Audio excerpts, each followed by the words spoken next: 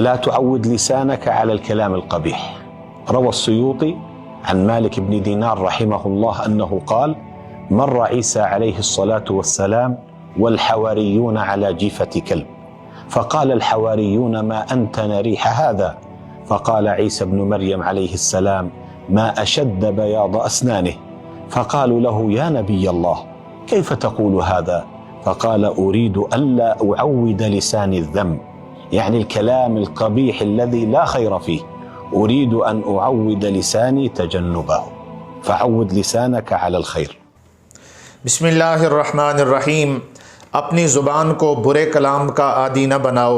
इमाम सयूती ने मालिक बिन दीनार से रिवायत किया कि उन्होंने कहा कि हज़रत ईसा अलैहिस्सलातु वस्सलाम और उनके हवारियों का गुज़र एक कुत्ते की मुर्दा लाश के पास से हुआ।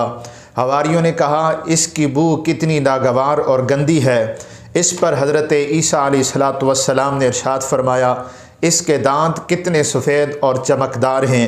हवारियों ने हैरत से पूछा, ए अल्लाह के नबी, आप ऐसा क्यों फरमा रहे हैं? यानी आप इसकी बदबू के बजाय इसके दांतों की तारीफ़ क्यों कर रहे हैं? तो आप अलैहिस्सलातु वस्सलाम ने इरशाद फरमाया, मैं अपनी ज़ुबान को बुराई और मज़म्मत का आदी नहीं बनाना चाहता, बस अपनी ज़ुबान को सिर्फ़ खैर और भलाई का आदी बनाएं।